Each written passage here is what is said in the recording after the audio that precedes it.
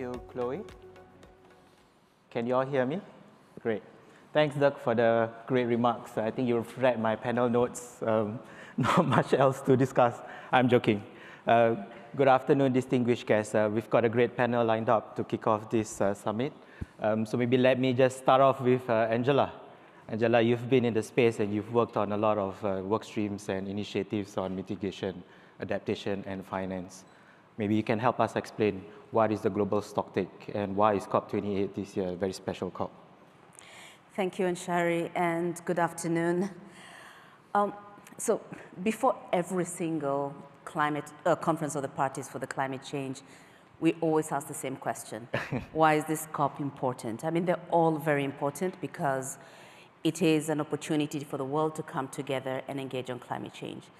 This year is particularly special because this is 5 years since the Paris Agreement was signed, and it's an opportunity to take stock on the collective progress that's being made, by the parties, also as well as taking into account what the non-state actors are doing to see whether the world is on track. So if done right, and presumably, right now, they've just collected the information, they're doing a technical assessment. If the discussions are successful at the end of this year, we should be seeing decisions that will inform the national strategies, the NDCs, being improved and made more effective. We hopefully will also see decisions around how the means of implementation, the finance that is needed, will be aligned to these strategies and delivered in an effective and innovative way. And hopefully also seeing decisions around how we can strengthen the global resilience to address climate change. Of course, if we are not successful, then it will be another talk shop. But we are optimistic and we are hoping that the efforts of different stakeholders up to date are going to generate that momentum that we need, that will see us acting towards putting in place solutions that will drive ambitious action to 2030 and beyond. Thank you, Angela. A very robust response. Ned, maybe I could turn to you. What's your report card on the climate action for this year of the Global Stocktake? Yeah, thanks Anshari, and thanks to GenZero for a great conference and for inviting me in the panel up. So I'm going to build on what Angela said as well as what Dirk said, but I'll start with the sort of report card. I think it's always valuable to start with the reminder that Paris is working. You sometimes hear that skeptics say because it wasn't the perfect agreement and there's no enforcement mechanism, et cetera, it's voluntary, it's bottom up, that it's not somehow it's not the right type of agreement. But the fact is that any international agreement is voluntary. And if you look at the numbers, the Paris Agreement is, and the broader context is working. And so here's the stat I always look at. And Dirk mentioned some of the modelers. There's a group of, a sort of collective group of modelers that includes some of the folks that Dirk mentioned, as well as some of the best folks in the Environmental Protection Agency and others, that have done two comparisons. They've looked right on the eve of Paris in 2015, where was the global emissions trajectory headed? And then they look now, just 2 years ago on the eve of the Glasgow COP, of COP27. And essentially, if you look at the temperature ranges, in the absence of any policy, so on the eve of 2015, the world was headed for kind of a median temperature. You think about this in terms of risk and probability, right? So the world was headed without any additional policies to a median temperature increase by the end of this century of 3 to 3.5 degrees Celsius, right? Which is a totally different world than one we've seen. And there was a 70% chance of being above 3 degrees. So very little chance of actually controlling, limiting temperatures, and even a 15% chance of being above 4 degrees. Now, if you look at the policies in place, even before you get to the pledges, if you just look at the policies in place, the median projected temperature is about 2.5 degrees. So that's an improvement of half to a full degree Celsius just in terms of those last few years. And there's about a third of an estimated chance there's even a 10% chance that we could be less than 2.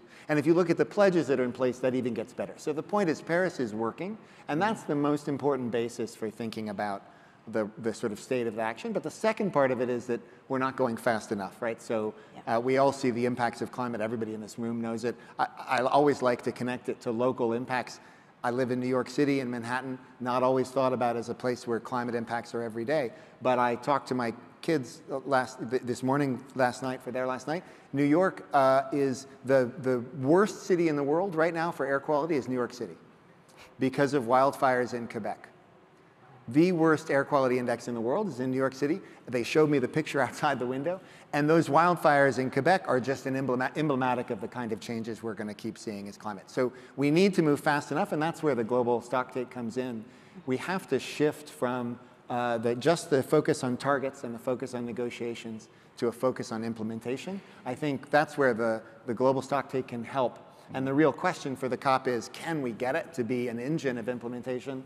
And I think the kind of outcomes we need to see, it's not just to say, wow, we're off track for 1.5. We need to see a set of high-level signals that the world could come around to sort of take as common goals for the coming years to take forward from the COP. We need to see the kind of broad set of opportunities that countries could use to implement, and we need some technical resources that countries can draw on. So I think if the test for success for the global stocktake is, does it provide a basis for countries to step up implementation of their targets so that we can keep Paris working and have it work even better? Yeah. Thank you, Ned.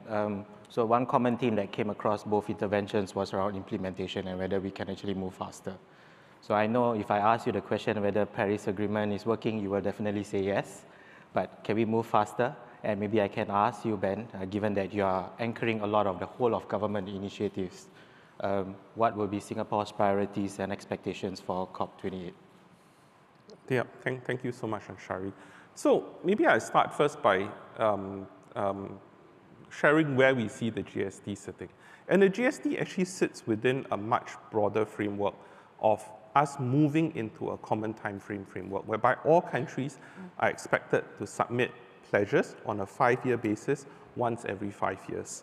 And the GST has been placed right in the middle of the 5-year time frame itself, so as to take stock of what has been achieved so far and also to indicate where we actually need to go in addressing some of the gaps going forward. So the significance of the GST, this is the first year we're doing the GST, actually is much greater because it's part of a much greater process where countries are expected to report and to put forth targets in a shorter time frame on a more regular basis to ensure that there is focus, there is momentum on staying on track to the Paris goals, which I completely agree with the two earlier interventions. There's still gaps that we need to address.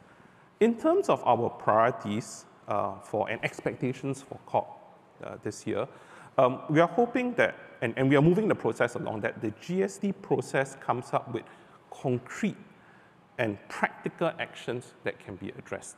And we think there are two areas in which we need to look at. The first is on mitigation. We need to step up efforts to keep 1.5 degrees within reach.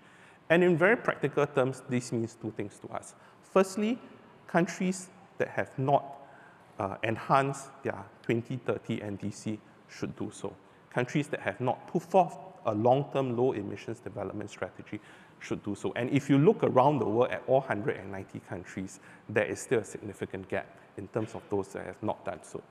And the next part is, for those countries that have done so, we need concrete actionable plans.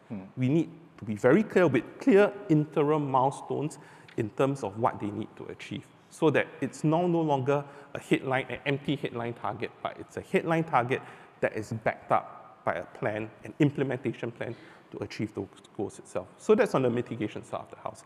The other part of the piece is the support and the help needed for developing countries. So last year, we saw the agreement on the loss and damage fund. And since then, a transition committee has been set up to help implement the recommendations on the decisions made at Sharm el-Sheikh last year. And I think what we are hoping to see is a translation of that towards resources going to the most vulnerable countries to help them cope with the impacts of climate change. The other important piece of work that is going on is the Global Goal on Adaptation, GGA for short. And we think this is important because if you look back, and I think this is a theme that I hear in all the various sessions that I've sat into, there has been a lot of focus on mitigation, but not enough focus on adaptation. And the reality is that even at 1.1, 1.2 degree temperature increases, countries around the world are already feeling the acute impacts of climate change. And these impacts of climate change goes beyond the immediate impacts, but it affects things like food, heat stress, agriculture, water availability. And these are existential in various aspects towards societies, especially those which are lower income. So we need to have very clear goals in terms of what we need to achieve for adaptation. We need to ensure that resources flow towards addressing these goals itself. So those are our view in terms of what exactly we want. And the both needs to go hand in hand, because if you want a global deal on climate that is sustainable, actually you not only need the mitigation, you need the adaptation piece to go together. Thanks. Great, thank you. I think you touched on a point about both need to go hand in hand, adaptation and mitigation. I'm going to come back to that point, probably in the context of carbon markets and how Article 6 can potentially help. But let's go to the first hot button issue, which is the geopolitical tensions today. In the past, as we are aware, US-China cooperation on climate change tend to be a bellwether for successful COP outcomes. Amidst the backdrop of very sharp geopolitical tensions today, how do you think this dynamics is going to play out at COP28? Maybe I'll start with you, Ned.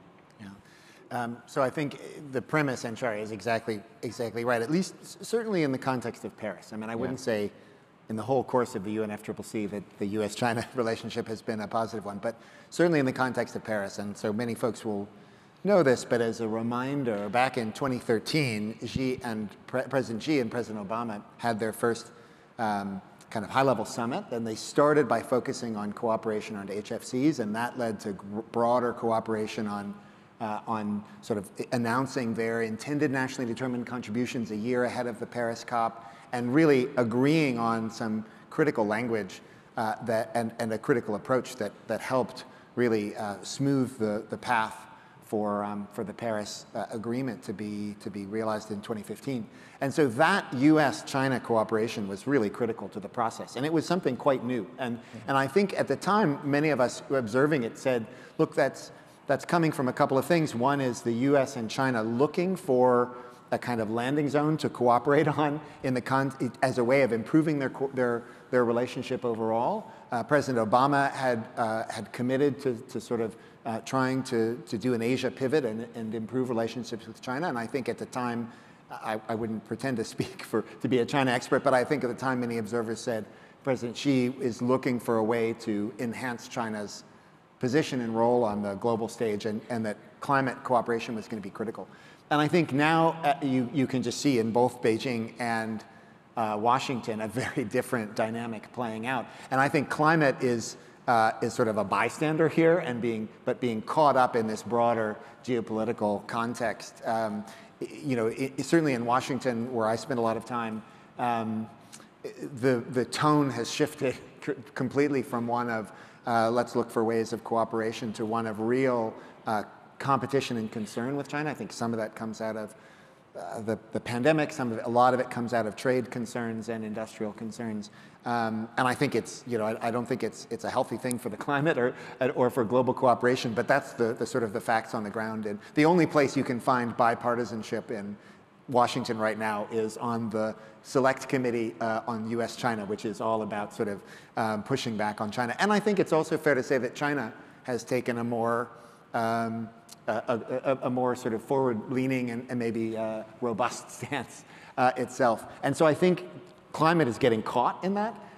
There's still a chance I'd like to see. I think a lot of people on both sides, certainly Secretary Kerry, the special presidential envoy for climate in the US, I think has said many times he really wants to find areas of cooperation. And you've got Jie, you've got the special envoy on climate that has that relationship. So I think it's possible that the two find some space to carve out some cooperation on climate, but it comes against a much more challenging political context than it did 10 years ago.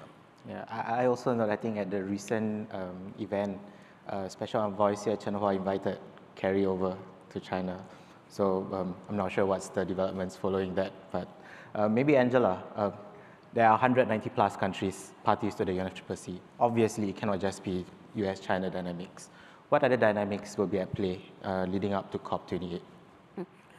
No, thanks. I was actually going to, when I was listening to Nat, I was going to point back to one of the, should I say, figures that was on the slide, that 195 countries. And quite often we think about the US and China, and we forget about the dynamics that are at play, you know, among all these countries. I mean, we are in an integrated but a very multipolar world in a sense, where many of them have very high stakes, especially now with, you know, high energy costs, the high levels of debt, you know, the rising cost of food, and of course, record inflation across the world. And we saw recently, like after the war started, with the EU's being in that, with the European Union being in this difficult situation with regards to energy, how that has actually impacted on the relationship with Africa, where, you know, for the longest time we have not been seeing upstream gas or fossils being developed, and all of a sudden this becomes a gray zone to consider. All of this is challenging, but at the same time, what we're also seeing is a shift in the mindset towards climate change. Just this morning in the Kenya media, the president of Kenya was talking about the approach he wants to see to the COP, one where you know, his country, which is my birth country, and the continent should really be a provider of solutions rather than looking at, you know, just the vulnerability and, you know, the downside of what climate change means for these economies. In that sense, I think we are going to see different types of, should I say, coalitions of solutions coming forward. I think there are good prospects to identify solutions that are not necessarily the mainstream. And I think there's a strong opportunity to also harness the power of the market, as Dirk was speaking about earlier, because the recognition of its value is now being seen beyond, you know, the usual suspects of countries. Yeah. Thanks, Angela. So Dirk also mentioned in his opening remarks about countries turning inwards.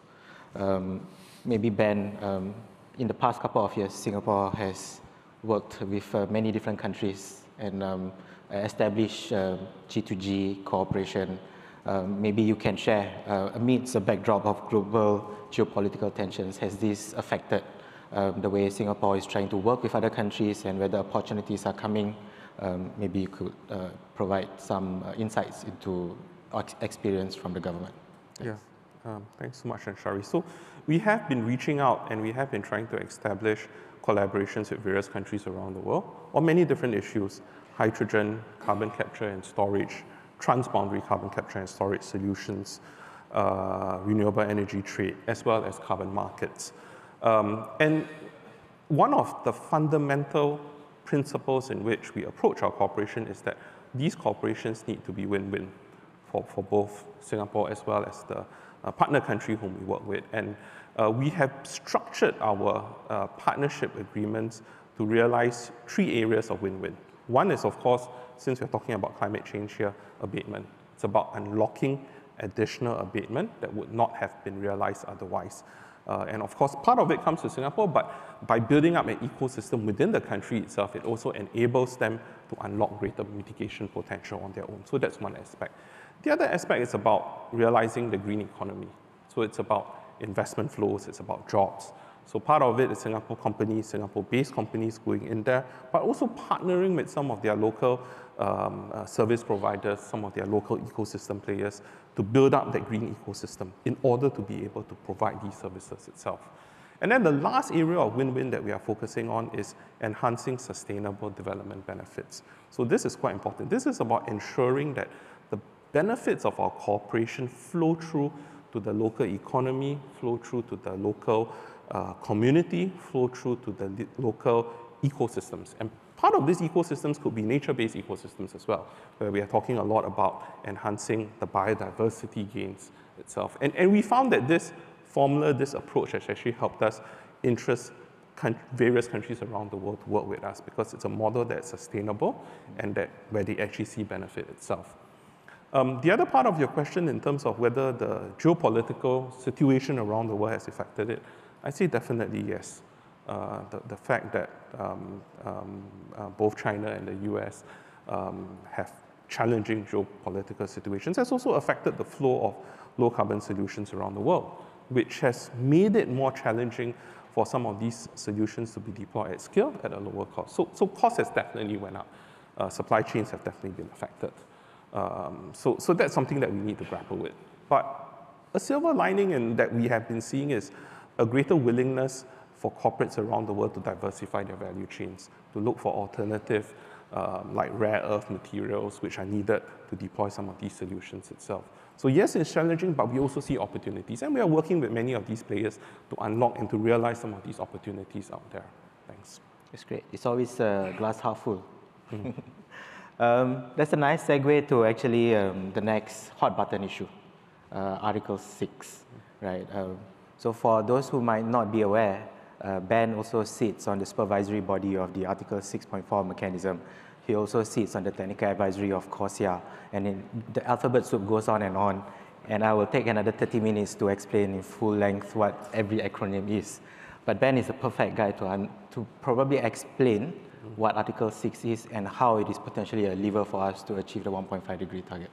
Yeah, thanks, Anshari. So when we conceived Article 6 is really about cooperation amongst countries. It's about countries coming together to cooperate under a UN framework and for the gains of that cooperation to be shared across countries itself.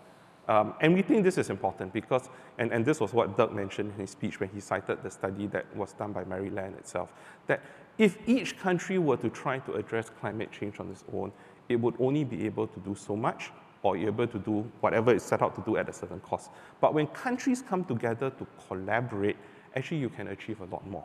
Or you can achieve whatever you initially set out at a much lower cost itself. So we think Article 6 is a fundamental tool that is needed as we all strive towards achieving the Paris temperature goals. So from that angle, we think it's absolutely important. We are focused on Article 6. We are looking at working with various countries around the world to unlock and to demonstrate the potential of Article 6 collaborations. Thanks. Very clear, very succinct. But going back to one earlier point that you mentioned on benefits beyond just mitigation, do you think Article 6 can actually deliver significant benefits to adaptation through features like the share of proceeds or even mitigation by enhancing the ability of countries to actually unlock new solutions under their targets? Yeah. So I'd say yes on both counts, and let me give two examples to demonstrate that. So one area of Article 6 collaborations is that when countries collaborate on Article 6, they need to share the abatement potential, the abatement that's unlocked. And for that, we usually focus on activities that are above NDC. This means these activities would not have happened without the Article 6 collaboration in process, without the revenue that's being generated from the carbon credits that is being sold itself. So that's a clear example that if we didn't collaborate, then the activity wouldn't have happened. Or if it happened, it would have happened at a much lower scale itself. The other aspect of Article 6 collaborations is about, as you said, share of proceeds. Share of proceeds essentially means monetizing part of the credits that are being generated and then returning it to the country or contributing to a global adaptation fund, for example. And if you look at Article 6 itself, there are two mechanisms under Article 6. 6.2, which is the decentralized approach, 6.4, which is a centralized approach managed by the UN itself. So under 6.2, Singapore, we have announced that even though it's voluntary, we are prepared to give the full 5% contribution to share of proceeds, either directly to the country, or if the country doesn't wish to do it, towards some fund that the country wishes to direct its resources to. But the whole purpose of doing this is to ensure that this goes beyond mitigation, and that there are also adaptation and flow-through benefits itself that result from this collaboration that we undertake. Thank you, Ben. Just before I go on to the next panelist, maybe if I could ask everyone, if you've got any burning questions, to put in your questions into the virtual platform, and we'll allocate some time at the end to address some of the burning questions that you have. Angela, so Ned weighed in on the report card towards climate action. What is your report card on carbon markets? has carbon markets been effective in delivering us towards a 1.5 degree consistent pathway? I think carbon markets have been a very important contribution. While they are not perfect, there's of course scope for improvement. What we have seen in the last 15 years, especially of like the implementation of the EU ETS, this has contributed to really accelerating the uptake of certain technologies, especially in the energy sector. And the assessment of the further potential that cooperation around the carbon markets, especially the work that's been done through IETA and University of Maryland, shows that we can significantly reduce the cost of mitigation. I think it's by 59 to 79%, if we actually harness the full power of the markets. So I would say, yes, they have been useful, they have been effective, but they have also been unfortunately plagued with a lot of, should I say, negative information that does not necessarily reflect, total truths about the market. There is a significant part of the positive story that is not being told. Thank you. Ned, what are your thoughts? And well, net towards net zero, carbon markets still have been a positive impact. But there are, of course, some concerns around environmental integrity. So how then do we move on to carbon markets 2.0? So, I agree with everything that Angela just said about the performance of carbon markets so far, and it's certainly in places like, in places like the EU ETS, where they've been in places, California and elsewhere. I think if we look ahead to sort of how are we going to drive, how can we use carbon markets to drive even greater, faster emissions reductions? I mean, I think there's a shift that needs to happen and that is happening, both in the Article 6 context and in the voluntary context, away from a mindset that I think grows out of a kind of compliance mindset where carbon markets started, and towards a mindset about how do we radically increase climate finance into solutions. And so what I mean by that is a little bit, and I think this partly goes to where Angela was saying there are concerns and skepticism that comes up, because I think to a great degree, both in the voluntary market and in the as yet sort of unproven A6 market, the concern among folks who are skeptical of markets is that somehow the markets are going to be used instead of actions that companies ought to take or that countries ought to take to reduce their own emissions, right? So in the voluntary market, Dirk mentioned, it's the concern that companies are going to get off the hook from doing their own decarbonization by buying offsets somewhere else. And I think in the international context, the concern is that countries aren't going to do their own decarbonization. They're just going to look for Article 6. And so to push back against that perception, I think we really need to shift away from a model of sort of how are we using carbon markets to meet these targets to how are we using them to raise the ambition and to drive more climate finance. And so we've heard, I think this is very much in line with what we heard from Dirk and Ben about Article 6 and the vision of Article 6 about driving cooperation. There's a reason that Article 6 is, the language of Article 6 is around international cooperation and not markets. And I think in the voluntary carbon market, we need, and I know we'll talk more about this tomorrow, but in the voluntary carbon market, I think we need to shift the mindset from how can we help companies meet the commitments they've made to how do we drive much greater amounts of finance into solutions. The carbon market, the voluntary market hit $2 billion, I guess, a couple of years ago. Everybody in the voluntary market celebrated. That's basically zero when it comes to the amounts of finance that we need. So how do we get it from 2 billion to 20 or 50 billion? And I think to do that, we just need to be thinking about how do we drive finance at scale into solutions. So very briefly on the voluntary side, I think we need to address quality and the concerns around consistency of quality, not because there aren't very high quality credits, but because I think there's uneven quality. And that's the Integrity Council that Dirk mentioned, that EDF, and that Angela is part of, and C2S also part of. I think that's important. And then the other is scale. How do we start attacking problems at scale rather than just looking at projects here and there? And I think if we do those two things, we can help shift much greater flows of finance. And if I may just add, one of the things about the carbon market that we don't talk about enough is how they offer a space for inclusive engagement. because carbon markets are not just about governments or about the corporates, it's also about the communities. And if we can circle into that element, then a lot of the benefits that it actually offers and has offered will come to light. It's a great segue to the Q&A. But I'm going to ask one more question before we get into that, which is actually around the benefits. Now, we talked about quality quite a bit. And this year, I think there are going to be a few announcements and guidance rolled out, not just decisions under Article 6, but also the Integrity Council on Voluntary Carbon Market, the demand side quality by VCMI. Are we going to expect clarity by COP28 around how the voluntary carbon market intersects with the compliance market in the Article 6 side?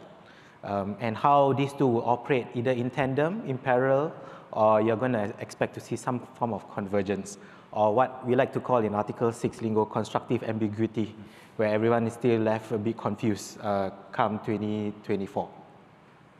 So I'm interested in hearing what Angela and Ben say. I mean, so we shouldn't expect complete clarity, right? Because both markets are evolving. And so, and there's not going to be one set of rules.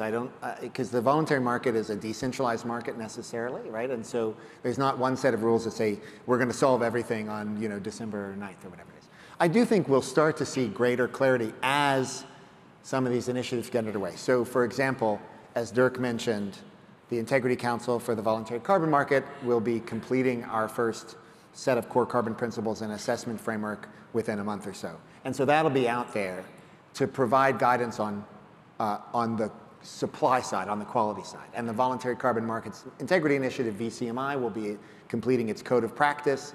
That will provide greater clarity in the voluntary carbon market on the demand side.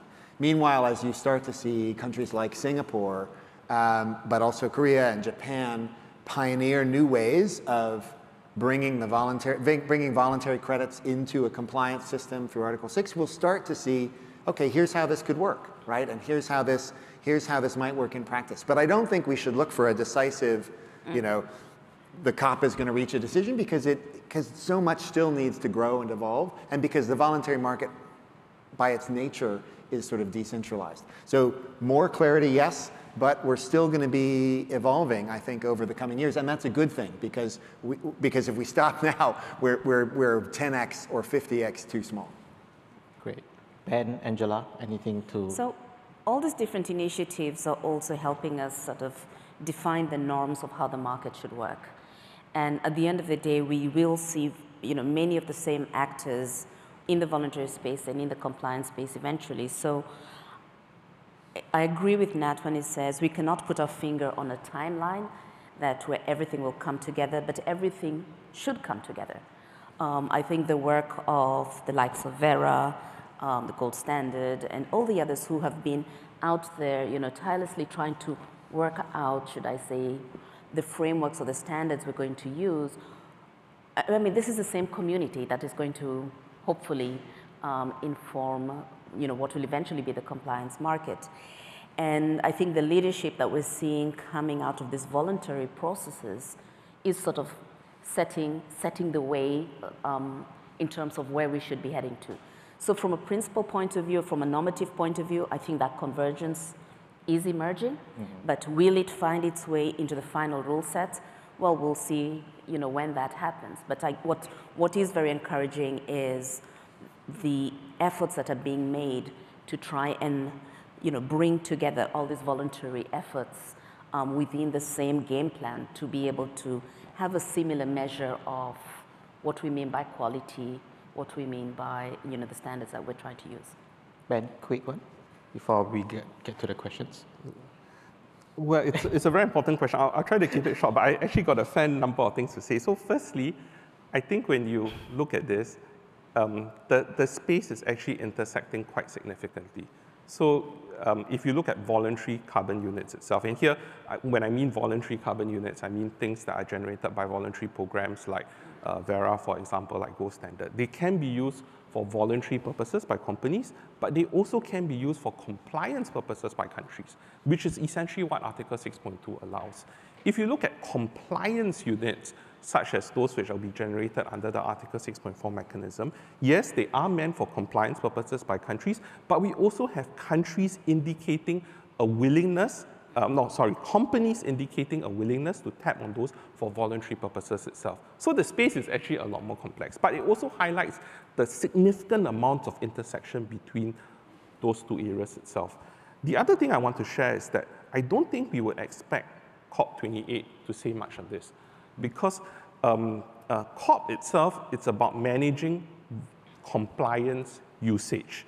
In the past, in COP26, when we were trying to land the Paris Agreement, the Article 6 rulebook itself, there were people who put in languages to try to get COP to shape how the voluntary users was actually being done, and there was pushback. And I don't see that happening again. In fact, I think what has been said is that industry standards like ICBCM, as well as industry regulators, will probably play a bigger role shaping the voluntary usage of some of these units itself. The last point which I wanted to make, and this really touches on the questions, is that my own view is that I think if you want the market to be sustained, if you want the market to be seen as credible, it needs to converge at some point in time. The issue is when, the issue is how exactly we work towards it, because trying to maintain a dual accounting system will only feed criticisms of greenwashing. And the one very simple I have heard many times is that if a dual accounting system were to exist, then effectively you could have a situation where all the large emitters in the country can claim that it's net zero, but at the national level, the country does not claim that it's net zero, because a dual accounting system actually operates. And that's not beneficial. I think it would fuel some of the current criticisms that we have seen on carbon markets. I think it would endanger the legitimacy of credits used in terms of meeting compliance goals itself. Thanks. This goes down a very deep rabbit hole. Yes. I do want to touch on one question when there's a common theme that has come across, which is about equity. Even as carbon markets can lower the global cost of mitigation, maybe you can put up that question, much of the savings will accrue to developed countries. How can developing countries gain their fair share of benefits? And I think, Ben, you touched on it quite a bit in your intervention. But I would like to ask Angela and Ned whether you've got any perspectives to add. Go first. I mean, I will just say I take it the question, so I don't see it up here, but the question is about benefit sharing. And I mean, I think Ben put it really well early on, which was that the gains from cooperation should be shared, right? And I don't see why it necessarily is the case that the gains, that we would think that the gains ought to go towards the countries that are sort of buying the credits. I'm not sure I buy that. I accept that premise. In fact, I think the dynamics in the global negotiations will help push, especially with all the observers and the stakeholders who are going to be pushing on equity. I think there is a strong thinking to suggest that the pressure can be towards ensuring that the benefits go to the host countries. I think the key to that is going to be transparency. And so maybe the best answer is that it is, one of the really successful parts about the UNFCCC and the COP process is that so many other observers are there. Civil society is there, NGOs are there, and I think those folks who care about equity should be putting pressure on for, let's see the transparency, let's make sure we understand where the benefits are going, and then I think that can be applied to make sure that that the premise of the question doesn't happen. Yeah, maybe we can touch on this question around how do you ensure equity at COP, particularly with the loss and damage fund. Well, first is by giving due attention to all the issues on the table. It's not just about the decarbonization, it's also about how we respond to the impacts of climate change. And I think that's where a lot of developing country interests are, because they're not only faced by the pressure to decarbonize, but also to deal with the impacts of climate change while also dealing with some of the developmental challenges. So, a balanced approach to the broad agenda and the realities these countries reside in will, of course, increase the prospects of equity in the decisions. When it comes to loss and damage, now I know I've got 48 seconds and I'm only allowed to use 10.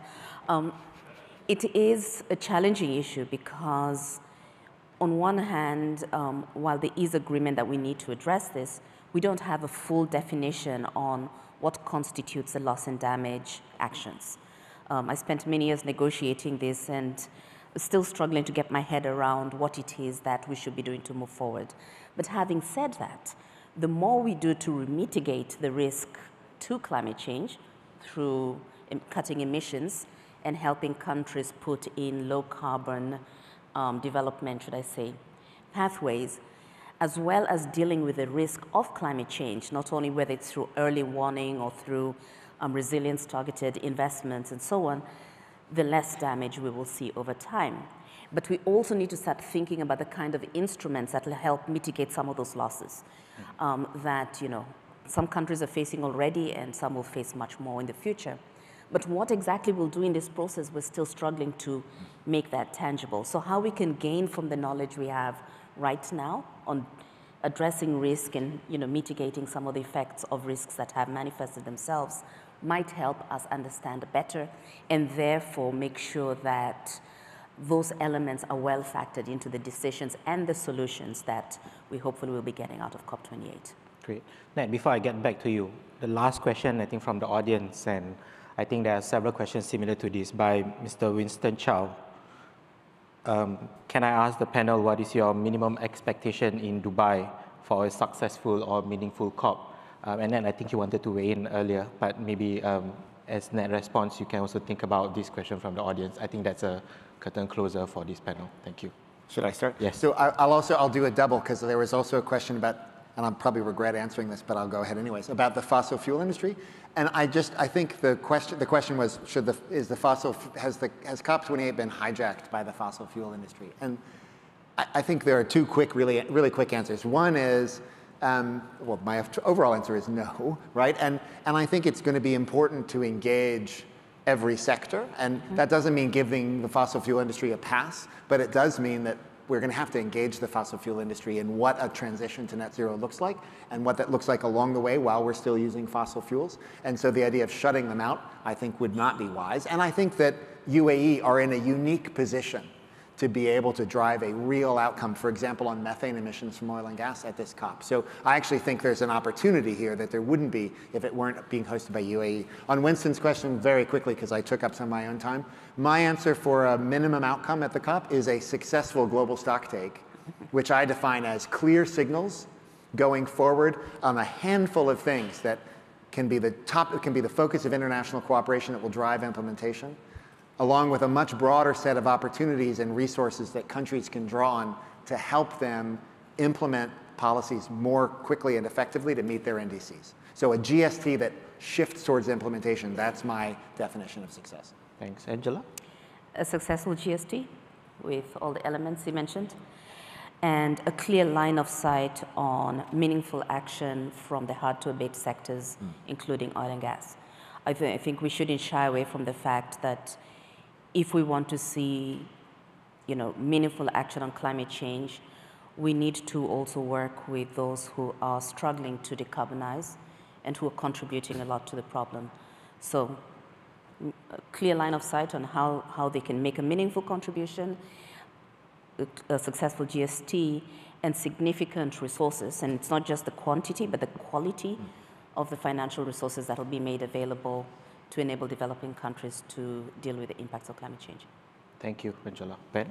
This sounds like a Kueh lapis cake where we're all just layering on each other. So I agree with everything that's been said. The only other thing I want to add on is I would like to see many of these transition plans, clear pathways, replicated beyond countries. Countries, cities, companies, sectorial groups, industry groups itself. And I think if you see this cascading all the way down, to me, that would be a successful COP. Yeah, thanks. So, common theme, successful GST, not goods and services tax, but successful global stocktake. And with that, thank you, panelists. Chloe, back to you.